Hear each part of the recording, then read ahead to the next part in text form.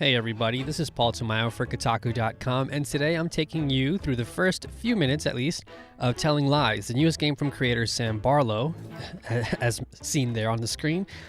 Previously, the creator of Her Story, which is a really cool game from a few years back that kind of takes a similar vibe. It's a very cool, interactive mystery thriller that you play as the person you're seeing on screen, looking at their laptops, and going through a database full of stolen footage of video calls from strangers, and you're tasked with trying to piece it all together and make sense of it all and figure out exactly why their information, in this case their recorded video calls, are stored on this local drive. So I'm just going to run you through basically how the game works. So as you see here, you have this little database server window that you can then use, and you have this fake UI that is also really interesting, a nice little leap from the police computer you were using in Her Story.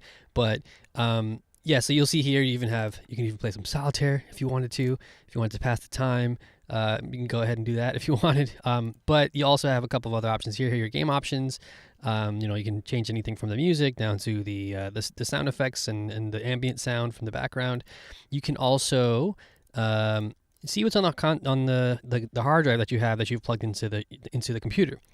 Mysteriously enough, too, I can't wait to see what the community does picking this game apart, because there are a bunch of things on here that are very clearly references to something that are a little above my pay grade. I'm too dumb for that. The one thing I will say that is a nice addition to the game is this little guy here, a simple memo. So if you double click this guy, you'll come up with this little memo pad here, which you can then type some notes into if you wanted. And that's kind of nice because, the way I usually play this game is I have the game on one monitor rather, and on a secondary monitor I'll have a Google Doc open where I'm like furiously taking notes as people talk, and any keywords that they say I'll like jot down.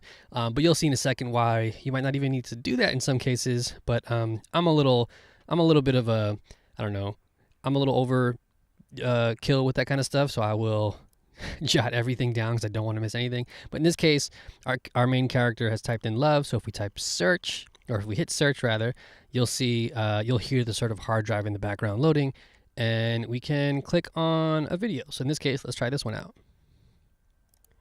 To my honey, I'll cruise, love's tune, honeymoon, keeps it shining in June. So what's interesting is you saw how the video played exactly at that one timestamp. It'll kind of isolate, using the metadata for the videos, where a certain character said that word in particular. So we searched for love, we found in all the wrong places, and we found one in this video, and it jumped us right to that place. If we wanted to, you click to hold down, and then you can just go left, and you can rewind, you can fast forward. Kind of a weird choice considering these are all digital files, but I guess it adds a nice little sort of tape feel to it all. But in this case, we'll fast forward to, let's say, moon, for example, right? We'll pause, and then what you can do if you wanted to, you can highlight specific words. So if you've played Her Story, in the past, you've had to kind of like what I've been sort of conditioned to do, and furiously jot everything down in a separate document. Or you can scrub through and find something that you think is worth highlighting. In this case, let's say honey, and then you can search right into the database, and then you'll get a bunch of other new results for you then to go ahead and search that way too, which is pretty neat. It's a really helpful quality of life improvement, especially over Her Story. And then of course, if you let's say we watch that video again and we jump right back to the part where she says honey, you can go ahead and bookmark this video. So if later on you want to go further down a certain rabbit hole and you want to go back and reference the thing that you bookmarked, it'll be right there for you, even with the little transcript part that you highlighted. So in this case, I think we picked honey, so honey's very there prominent in the transcript, and it's useful. It's a useful thing. You can also sort by date, I guess even the transcript, and it's really cool. And then you also have, of course, history. So you can search for history. So things that you might have missed or forgotten about, you can always just go back into your history tab and check that out too. So the really cool thing, I will say, the last thing I'll leave you with, I guess, in terms of this video, because I don't want to give away too much, because this game is very narrative driven, and anything could be a spoiler. So I'm trying to really steer clear of that kind of stuff. But I will say, we do have, I believe we'll have impressions on the site at this time. This video might even be in that post. But if not, definitely go check it out at Kotaku.com.